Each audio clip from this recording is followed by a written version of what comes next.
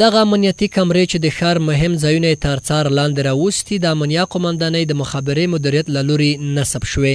د مخابرې مدیریت مسؤلین وایي چې د دغه کمرو په وسیله به ښار کې ډیری هغه ستونزې چې پخوا به دوکاندارانو او ښاریانو ترې رنځ وړ کنټرول کړی شي. چې موږ چې د کمرې په کومو نکاتو نصب کړي دي یا موږ کومو نکاتو ته خوښ کړي دي هغه انشاءالله العزیز ټول داسې نکات دي چې د ولس د خوشمشتو ولسونو دغه غوښتنه وه. خوشمشتي ولسونه د دې ته په تشویش کې وو چې باید په دې ځای کې کمرې نصب شي. نو انشاءالله العزیز څومره چې د موږ یقین ده دا خو تاسو په دې باندې مطمئن یې چې په خوست کې سیاسي پیښې الحمدلله موږ نه لرو، یوازې جنایي پیښې غلا او سرقت دغه دي. دا غم په سلو کې اوس الحمدلله چې موږ کله اداري مجلس کو ورو یې نو په سلو کې 40 ته یا 10 تر ټیټې شوي دي. انشاءالله چې د دې امنیتي کمرو په وجه به دغه چې خدای کې موږ 0 تر ټیټوو. مولوی محمد رئیس هلال زیاتوي دوی پلان لري چې د ښار نږدې ساحې هم د امنیتي کمرو په وسیله تر څار لاندې راولي.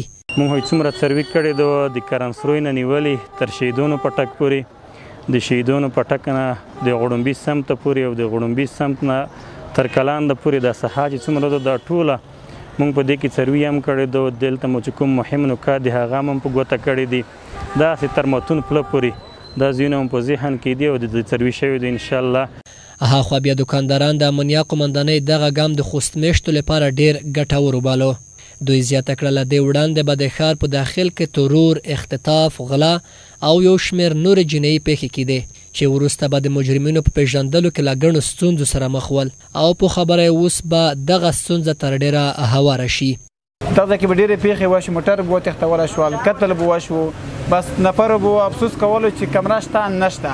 دولت دا ډېر ښه اقدام دی چې کومې کمرې لګولې دي او د افتخار دی د کوم نور ته ضرورت وي باید په هر ځای کې کمرې نصب شي. اختطاف لپاره، جنایي پیښو لپاره دغه فیصدي ډېر ارقامه کړې.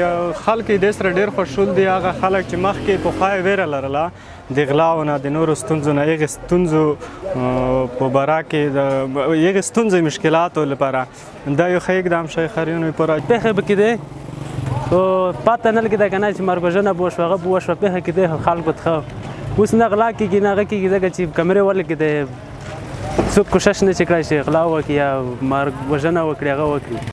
په وروستیو کې د امنیه قومندانۍ مسؤلینو ډاډ څرګند کړ چې له نوې ټکنالوژۍ سره به په امنیتي برخه کې به ښار ته د راتلونکو کسانو اندېښنې له منځه لاړې شي.